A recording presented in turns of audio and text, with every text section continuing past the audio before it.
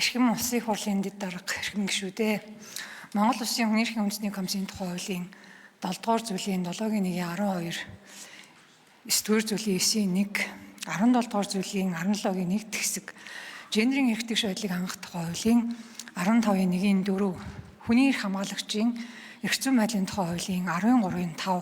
хүний хувийн мэдээллийг хамгаалах тухай хуулийн 24-ийн 1-ийн 6 дахь залтыг тус үндэслэн комисс хуулиар болгоцсон чиг үүргийн дагуу Монгол улс дахь хүний эрх хэрэгчлөөний байдлын талаарх 25 дахь илтгэлийг 2026 оны 3 дугаар сарын 27-нд улсын хурлд өргүүллээ. Энэ удаагийн илтгэлийг Монгол улсын урт, дунд хугацааны бодлого төлөвлөлт, комиссийн стратеги төлөвлөгөө, жилийн гүйцэтгэлийн төлөвлөгөөний хүрээнд хийсэн хяналт шалгалт, иргэдээс комиссд ирүүлсэн гомдол мэдээлэл, комиссийн гишүүний шаардлага зөвлөмжийн хэрэгжилт, судалгаа дүн шинжилгээ, төрийн болон бусад байгууллагаас ирүүлсэн мэдээлэл, бусад их сурвалжид үндэслэн 6 бүлгийн хүрээнд босруулж, улсын хурлаар шийдвэр гаргуулахаар 60 саналын хамт томилон танилцуулж байна. 1-р бүлгийн хүрээнд иргэний эрүүл мэндийг хамгаалуулах, эрүүл мэндийн тусламж үйлчилгээ авах эрхийн хэрэгжилтийг авч дүгнсэн. Хүний амьдралын чанар бол зөвхөн орлого, эдийн засгийн өсөлтөөр хязгаарлагддаггүй, эрүүл мэнд, боловсрол, ажил эрхлэлт, орчны чанар, аюулгүй байдал, нийгмийн оролцоо, сайн сайхан байдал зэрэг олон хэмжээсийн нийлбэр ойлголт байдаг учраас эдгээрийг цогц байдлаар хүний хөгжлийн индекс, доктортой өвлийн зорилтуудын албан ёсны үзүүлэлтүүд, бүх нийтийн эрүүл мэндийн хамрал зэрэг олон улсад хамгийн өргөн хэрэглэгдэх хүн амын эрүүл мэндийн үзүүлэлтээр хэмждэг. Хүн амын тоо сүүлийн 10 жилд өсөж, дундаж наслалт нэмэгдсэн ч гэсэн эрүүл мэндийн зарим суурь үзүүлэлтүүд ахиц гарахгүй байгаа. Нас баралтын түвшин сүүлийн 10 жилийн дунджаас өссөн, хотжилт, хүн амын насжилт, эмзэг бүлгийн эзлэх хувь нэмэгдэж байгаа нь эрүүл мэндийн тогтолцооны бодлого зохицуулт хэрэгжилтийг цогц байдлаар шинэ түвшинд гаргаж хүн амын амьдралын чанарт бодит доктортой өсөлтийг бий болгосноор үр дүнгээ тооцож чиглүүлэх хэрэгцээ шаардлагыг бий болгожээ. Эрүүл мэндийг хамгаалуулах, эрүүл мэндийн тусламж үйлчилгээ авах эрхийг бодиттой хэрэгжүүлэхэд талуудын оролцоог хангах хариуцлагын механизм чухал бөгөөд Монгол Улсын үндэсний аюулгүй байдлын үзэл баримтлалд иргэний эрүүл амьдрах нөхцөлийг бүрдүүлэхээр тусгаж холбогдох хууль тогтоомж бодлого хөтөлбөрт хүн амын эрүүл мэндийг хамгаалах дэмжих тодорхой зорилтуудыг дэвшүүлж 2021 оноос нэг худалдан авахчийн тогтолцоо шинжин томоохон өөрчлөлтийг хэрэгжүүлж байгаа хэдий ч зорилт үр дүнгийн зөрүү байсаар байна.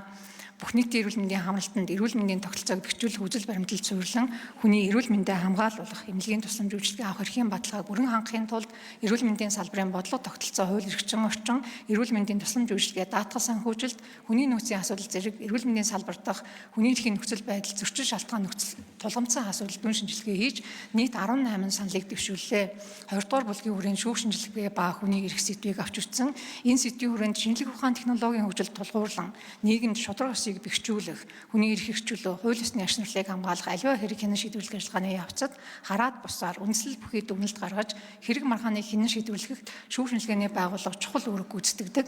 Монгол улсад шүүгээ шийдвэрлэгдсэн дийлэн хэрэг ялангуяа хүний амь нас, эрүүл мэндэд охирол учирсан бэлгийн хүчирхийллийн болон авто тээврийн гэмт хэрэгт зөрчилд шинжээчийн дүгнэлтийг заавал гаргаж тус дүгнэлтэд үндэслэн хэргийг эцэслэн шийдвэрлэх практик нэгэнтээ тогтжээ. Эрх бүхий албан тушаалтны шийдвэрээр шинжилгээ хийх үйл ажиллагаа нь Монгол Улсын үндсэн хууль, олон улсын гэрээгээр баталгаажуулсан хүний халдашгүй чөлөөтэй байх эрх, эрүүл шүүлт, хүнлэг бус харьцаанаас ангид байх эрх, хувийн мэдээлэл хамгаалуулах эрх, хохирлоо нөхөн төлөвлөх эрх, шударгаар шүүлгэх, нотлох баримтаа шалгуулах зэрэг үндсэн эрхийг хүнддэг эмзэг асуудал юм а. Иймээс шинжээчийн тусгай мэдлэг ур чадварыг хөгжүүлэх, тэдний хараа тус байдлын баталгааг хангах, шинжилгээнд ашиглах техник, технологи, лабораторийн орчин нөхцөл нь хүний эрхийн олон улсын зарчим хэм хэмжээнд нийцсэн байх, шүүх шинжилгээний үйл ажиллагаанд хүний эрхийг хангаж онцгой олон анхаарал хандуулгыг нэгдсэн үндэсний байгууллага болон түүний гишүүн улсуудаас зөвлөдгөө. Комиссоос шүүх шинжилгээний байгууллагын үйл ажиллагааны өнөөгийн байдал, хэрэг хянан шийдвэрлэх ажиллагаанд гүйцэтгэж буй үүрэг, хуулиар хүлээсэн чиг үүргийг хэрэгжүүлэхэд тулгамдж буй асуудал, төв орон нутгийн нөхцөл байдалд үнэлэлт өгч цаашаа давах арга хэмжээний талаар 11 саналыг дэвшүүллээ. 3 дугаар бүлгийн хүрээнд олон нийтийн мэд хэрхийн төлөв байдлыг авч үзсэн бөгөөд Монгол улсад мэдээлэл хайх, хүлээн авах эрх нь Монгол улсын үндсэн хууль болон олон улсын гэрээгээр баталгаажсан ардчилсан засаглал, төрийн ил тод байдал, олон нийтийн хяналтыг хангах суурь эрх юм а. Уг эрхийг хэрэгжүүлэх хүрээнд сүүлийн жилүүдэд эрх зүйн орчин, институцийн тогтолцоо тодорхой хэмжээнд бүрдэж мэдээллийг ил болгох үрээ ил тод байдлын үзүүлэлтүүд ахистай өөрчлөгдөж байгааг тэмдэглэж байна. Гэвч бодит хэрэгжилтийн түвшинд мэдээллийн ил тод байдал нь илүү хэлбэрийн шинж хамгаалж мэдээллийн чанар, хүртээмж бодит хэрэглээ хангалтгүй хуваар байна. Түүнчлэн мэдээллийн ангилал, нууцлалын зохицуулалтын уялдаа асуул, нууцын хүрээ өргөн, тодорхой бос байгаа учраас мэдээллийг дур мэдэн нууцлах улмаар олон нийтийн мэд хэрхийг хязгаарлах эрсдлийг бий болгож байна. Мөн мэдээлэл авах хүсэлтийг шийдвэрлэх, татгалзсан шийдвэрийг хянан шалгах, хариуцлага тооцох механизмын хөндлөлөө сул байгаа нь эрх зөрчигдсөн тохиолдолд үр үр дүнтэй хамгаалалт бүрдэхүүг харуулж байна.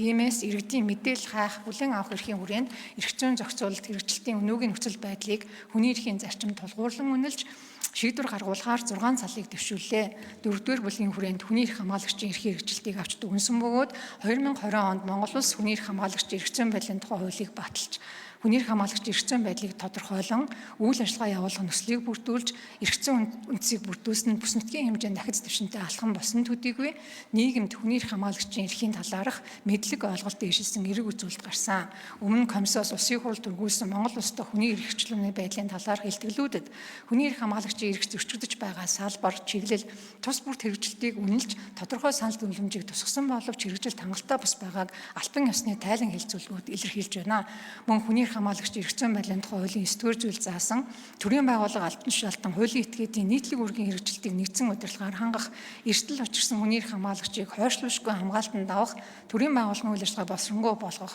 тэдэнд хууль эрх зүй, сэтгэл зүйн зөвлөгөө дэмжлэг үзүүлэх тогтолцоо биелэх асуудал тулгамдсан хэвээр байна. Хүний эрх хамгаалагчийн эрхийн хэрэгжилтэнд үүсэж буй эрсдэл, тулгамдсан саад бэрхшээлийг бууруулах, түүнчлэн төрийн байгууллага албан тушаалтан хуулийн этгээдийн нийтлэг үүргийн хэрэгжилтийг төрөөс эрхэн хангаж чиглэсэн арга хэмжээний талаар дүгнэж 6 саналыг дэвшүүллээ. 5-р бүлэгт хүүхд хамгааллын тогтолцооны анхаарах зарим асуудлыг авч үзсэн бөгөөд энэ хүрээнд хүүхд хамгааллын үндэсний тогтолцоо нь хүүхд хамгааллын байгууллага, мэргэжсэн хүний нөөц хүүхд хамгааллын үйлчилгээ, хүүхд хамгааллын нэгдсэн сан, хяналт шинжилгээ үнэлгээ төсөв санхүү бүхий олон талд цогц хамтын ажиллагаанаас бүрддэг. Монгол Улс хүүхд хамгааллын тогтолцооны эрх зүйн орчныг сайжруулах, үйлчилгээ бүтэц санхүүжилтийг нэмэгдүүлэх зэргээр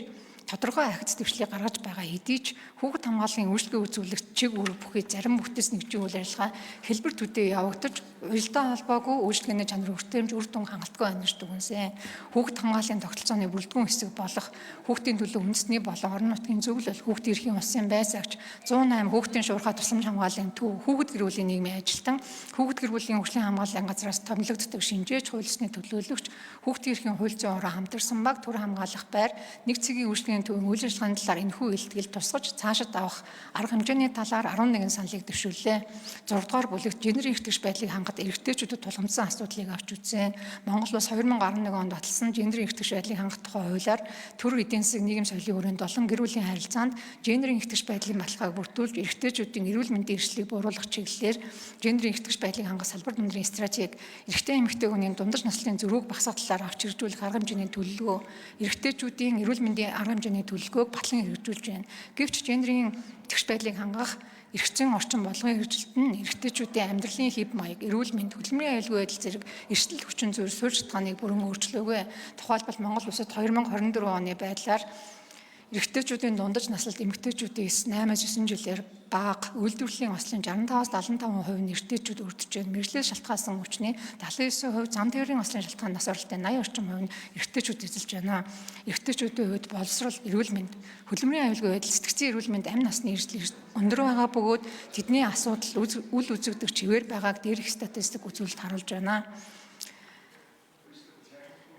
Энэхүү нөхцөл байдал нь зөвхөн хувь хүний асуудал биш, нийгмийн тогтолцооны асуудал юм а. Комисс гендерийн эрхтгч байдлыг хангах тухай хуулиар хүлээсэн чиг үүргийн хүрээнд эрэгтэйчүүдийн эрүүл мэнд, боловсрол, нийгмийн хамгаалал, хөдөлмөрийн аюулгүй байдал, осол гэмтлийн нөхцөл байдалд хийсэн судалгаа түн шинжилгээ, холбогдох байгууллагын баримт мэдээлэл тулгуурлан асуудлыг дүгнэж шийдвэр гаргуулахаар 8 саналыг дэвшүүллээ. Эрхэм Улсын хурлын дэд дарга эрхэм гишүүдээ Монгол Улсын хүний эрх үндэсний комиссоос танилцуулж буй Монгол Улс дахь хүний эрх хэрэгжлөөний төлөв байдлын талаарх 25 дахь илтгэлийг хэлэлцэн цаашид авах арга хэмжээний талаар холбогдох шийдвэрийг гаргаж өгөхийг хүсье. За баярлалаа.